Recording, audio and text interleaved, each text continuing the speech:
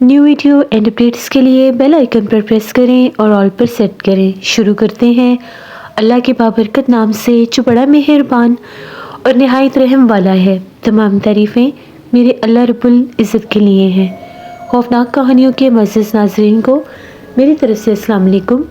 उम्मीद करती हूँ आप सब लोग खैरियत से होंगे, जहाँ होंगे खुश होंगे। आज आप लोगों के लिए हर रोज़ की तरह बहुत डरावनी कहानियाँ लाई हूँ जिन्हें आप लोग बहुत पसंद करेंगे।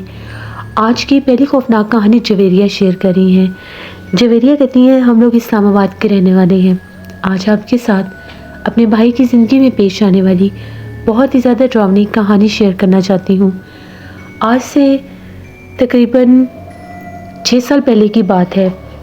एक रात की बात है, सर्दियों का मौसम था।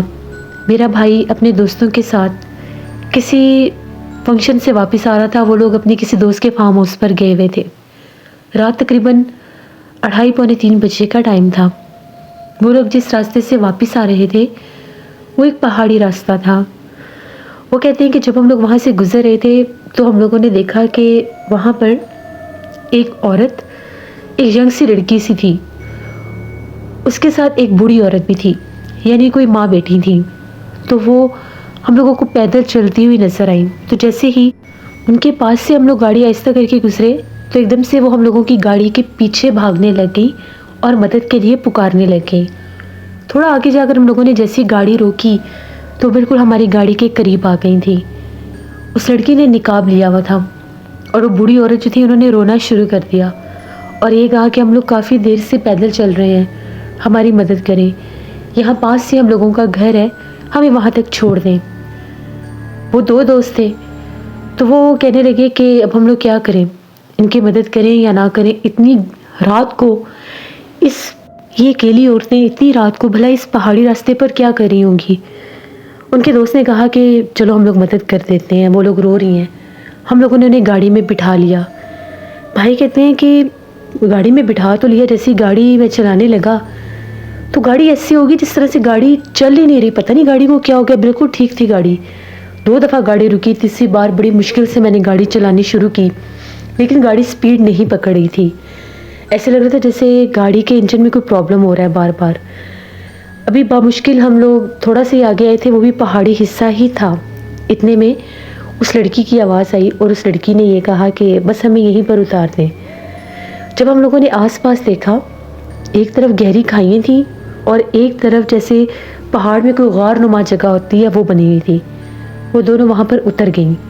हम लोगों के सामने वो अंधेरी गार में, बिल्कुल वीरान सी वो गार थी, उसके अंदर वो चली गई। जैसे वो अंदर गई हम लोग हैरान होकर उनको गाड़ी में बैठे बैठे देख रहे थे कि ये माजरा क्या है। तभी एकदम से उस लड़की ने पीछे पलट कर देखा तो उसकी आंखें चमक रही थी।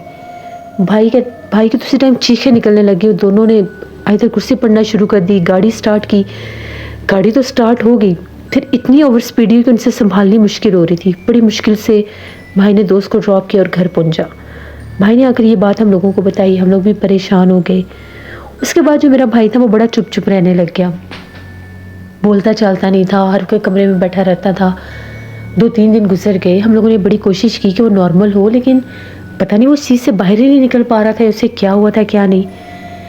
तो एक दोपहर की बात है, भाई कमरे से बाहर निकला और मैं किचन में काम कर रही थी तो मुझे कहता है कि मैं बाहर जा रहा हूँ, मेरे कुछ मेहमान आए हैं। हम लोग बड़े हैरान कि कोई डोर बेल भी नहीं हुई, ना ही इसको कोई फ़ोन आया है। मोबाइल उसका हमारे पास था, मोबाइल उसने बंद किया हुआ था, तो कौन मेहमान आ गए। इतने में वो तेज़ी से बाहर की तरफ निकला। मैं बाहर से टेरेस से झांक कर देखने लगी कि ये कहाँ जाता है। हम लोगों के इलाके में एक पुराना स्कूल था और वो जो स्कूल था वो काफ़ी अरसे से बंद था। वो स्कूल, वो लोग वहाँ पर कुछ काम वगैरह कर रहे थे तो स्कूल काफ़ी अरसे से बंद था। वहाँ पर एक पीपल का पुराना दरख्त था। भाई जाकर उसके नीचे बैठकर अजीबोगरीब तरह से हंस रहा था। मैंने खुद देखा। मैंने जल्दी से अम्मी को बुलाया और अम्मी को मैंने ये बात बताई कि अम्मी, भाई इस तरह से उस पीपल के दरख्त के नीचे बैठकर हंस रहा है और मुझे कहकर गया मेरे मेहमान आए हैं। अम्मी ने फ़ौरन से बाहर जाकर देखा कि मैं देख कर आती हूँ, अम्मी से बुलाने चलेंगी। इतने में जैसे ही मैं किचन में वापस से मुझे भाई के बोलने की आवाज़ आने लगी। मैं बड़ी हैरान, अभी तो अम्मी बाहर गई हैं, भाई कहाँ से बोल रहा है।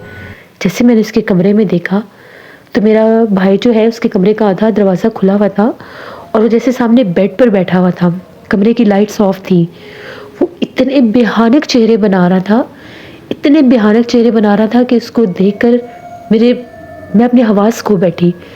میں نے جوتا بھی نہیں پاؤں میں پہنا، میں باہر کی طرف بھاگی۔ جب میں باہر کی طرف بھاگی تو امی بھائی کو پکڑ کر لا رہی تھی، اسے کچھ ہوش بھی نہیں تھا کہ اس کے ساتھ کیا ہوا ہے، وہ کیسے باہر آیا ہے، وہ ایسے گمسم ہوا تھا۔ امی نے مجھے یوں بھاگتے دیکھا، امی ڈر گئی کہ پتہ نہیں کیا ہوا ہے۔ میں نے امی کو بتایا کہ میں نے بھی بھائی کے کمرے میں بھائی کو ہی بیٹھے دیکھا ہے۔ اب ہم لوگ بہت زیادہ ڈر کے ساتھ والی نیبر آنٹی ہیں ان کو بلا لیا، انہیں ساری بات بتائی۔ آنٹی نے کہا کہ اس پر کوئی سیب ہو گیا ہے، لازمی اس کو کسی بزرگ کے پاس لے جانا ہوگا۔ وہ آنٹی جو تھی وہ کسی بزرگ کو جانتی تھی، وہ دم وغیرہ کرتے تھے، تو ہم لوگ بنا ٹائم ویسٹ کیے بھائی کو وہاں پر لے کر گئے۔ جیسے ہی وہ جو بزرگ تھے انہوں نے دم کرنا شروع کیا، پڑھائی کرنا شروع کی، کوئی پانی دم کر کے میرے بھائی کے چہرے پر چھینٹے مارے، اس نے چلانا شروع کر دیا۔ پہلے یہ چیخ رہا تھا اور پھر ایک دم سے اس کی آواز عورتوں کی طرح ہونے لگ گئی۔ اس کے اوپر جو مخلوق حاوی ہو چکی تھی اس مخلوق نے بولنا شروع کیا اور وہ یہ کہہ رہی تھی کہ میں اسے نہیں چھوڑوں گی۔ وہ بزرگ بار بار پوچھ رہے تھے کہ تم کہاں سے آئی ہو؟ پھر اس نے بتانا شروع کیا کہ وہ ان پہاڑ کی غاروں میں رہتی ہے، وہ مخلوق، وہ چڑیل۔ اور جب وہ بھائی کو رات کو وہ وہاں سے لوگوں کو ملی تھی، وہ اس کے پیچھے اس وقت دیکھ کر اس کے پیچھے لگ گئی تھی۔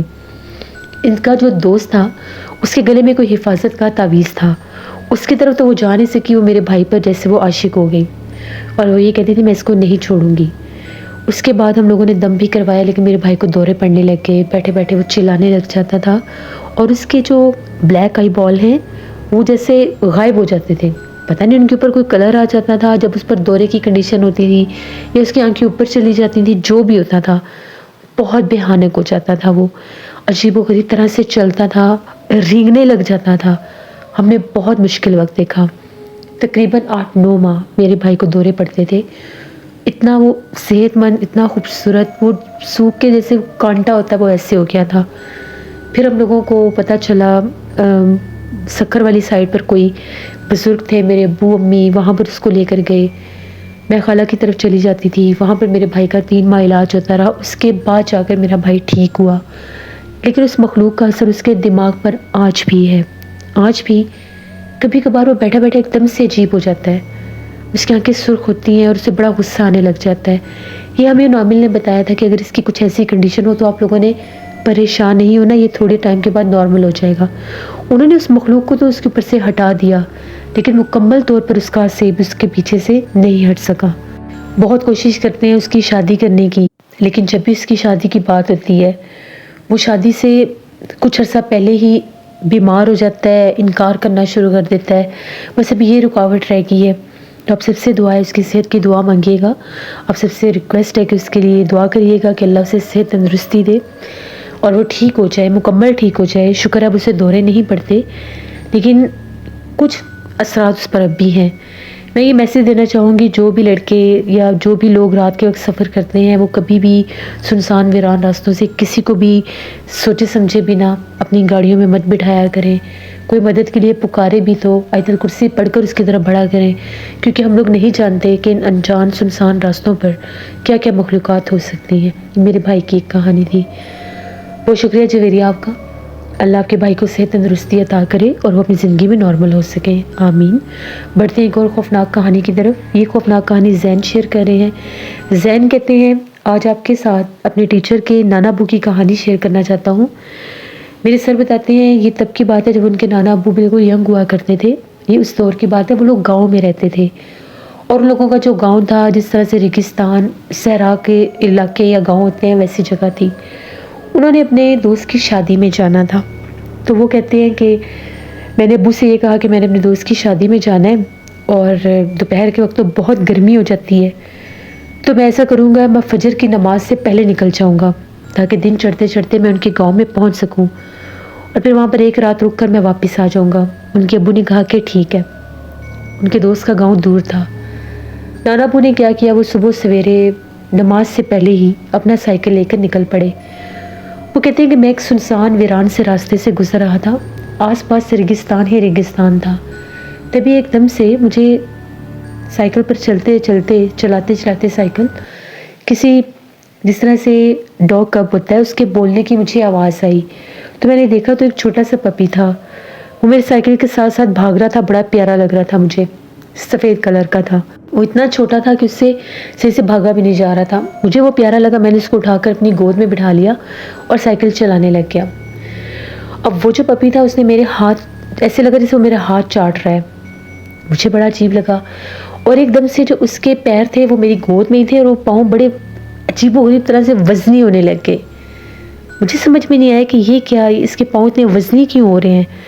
तो जब मैंने साइकिल खड़ा करके देखा तो मैं क्या देखता हूँ कि मेरी गोद में सिर्फ उसके अगले पाँव थे, यानी उसके जो जहाँ से मैंने उसको उठाया था पिछला हिस्सा उसका वहीं पर था। कहते कि जब मैंने देखा मैं इतना डरा, मैंने उसको फेंका तो वो एकदम से जैसे उसी पॉइंट पर चला गया और वो अजीबोगरीब जैसी आवाज़ें निकालने लग गया। मैं बहुत डर गया।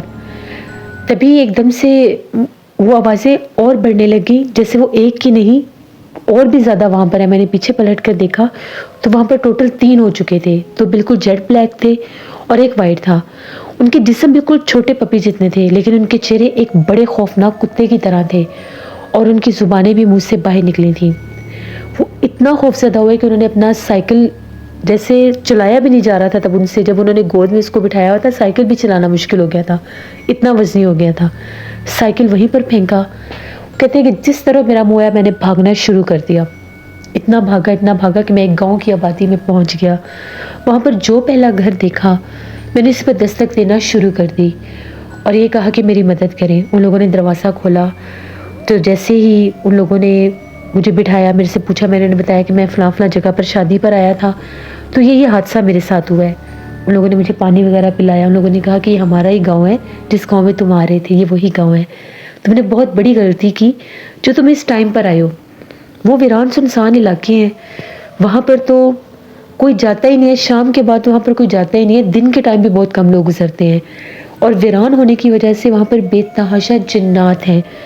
तुम्हारे जैसे कई लड़के हमें उस सहरा में बेहोश मिलते जो कभी भूले भटके वहाँ से गुजरे और वो मखलूक़ात जिन्नात उन पर हमला आवर हो जाते हैं। यहाँ तक कि हमें जो 2-3 लड़के मिले थे उनके चेहरों के ऊपर निशान होते हैं, तुम तो फिर भी बच गए हो। उन लोगों ने ये कहा कि थोड़ा सा दिन चढ़ने दो, फिर हम तुम्हें तुम्हारे दोस्त के घर छोड़ आएंगे। जब दिन चढ़ा तो नाना अबू अपने दोस्त के घर गए, अपने दोस्त को सारी बात बताई। उसने भी ये कहा कि वो इलाका बहुत सुनसान है, चारों तरफ रेगिस्तान है, तो वहाँ पर जिन्नात की तादाद बहुत ज़्यादा है और वो इसी तरह से इंसान पर हमला आवर होते हैं।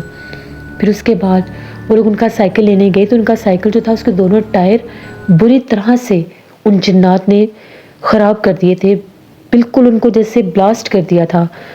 और फिर वो साइकिल और जो उस पर बैठने वाली सीट होती है वो भी ख़राब कर दी थी। फिर नाना अबू बड़ी मुश्किल से वहाँ से वापस आए, घर पहुँचे तो घर वालों को भी ये बात बताई।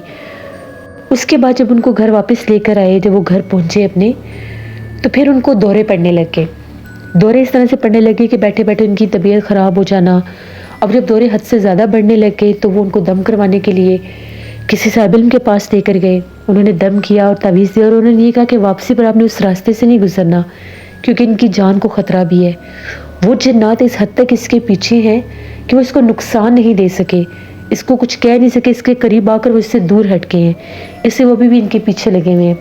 फिर उनको हिफाजत का तावीज़ दिया गया, रास्ता बदल कर उनको दूसरे रास्ते से ले जाया गया, तब जाकर उनकी जान बची। उसके बाद दोबारा कभी भी नाना अबू उस रास्ते की तरफ से नहीं गुजरे। ये एक स्टोरी थी मेरे टीचर के नाना अबू की जो उन्होंने मेरे साथ शेयर कर, मैंने आपके साथ। बहुत शुक्रिया ज़ैन आपका। जैसे बिल्कुल ऐसे ही है, वीरान सुनसान इलाके जो होते हैं वहाँ पर जिन्नात कसीर तादाद में पाए जाते हैं क्योंकि वहाँ पर इंसान नहीं होते। तो जिस जगह को इंसान वीरान कर देते हैं फिर वहाँ पर जिन्नात आबाद होते हैं और फिर जब इंसान वहाँ से गुजरते हैं तो वो इंसानों को अपना ज़ाहिर करते हैं और उनको डराते भी हैं। अल्लाह से हमेशा रहम मांगना चाहिए। जिन्नात हमारे आस पास हर जगह पर मौजूद होते हैं। हर वक्त अल्लाह से दुआ मांगा करें कि अल्लाह हमें जिन्नात के ऐसे हमलों से महफूज रखे। अपना फीडबैक मुझे ज़रूर दें। आप लोगों को आज की खौफनाक कहानी कैसी लगी? आप लोग भी अपनी खौफनाक कहानियाँ शेयर कर सकते हैं डिस्क्रिप्शन बॉक्स में दिए गए ईमेल आईडी nushinrick57@gmail.com पर। इसके अलावा आप लोग मुझे कमेंट बॉक्स में भी स्टोरी शेयर कर सकते हैं। हॉरर स्टोरीज उर्दू पर मैं कल स्टोरी ऑन एयर करूँगी, उसको भी विज़िट करिएगा और सब्सक्राइब करिएगा। अपना बहुत सा ख्याल रखें, अपनी ढेरों दुआओं में مجھے، میری فیملی، میرے پورے پاکستان کو یاد رکھیے گا۔ Thank you for listening my stories. Stay blessed. اللہ نگہبان۔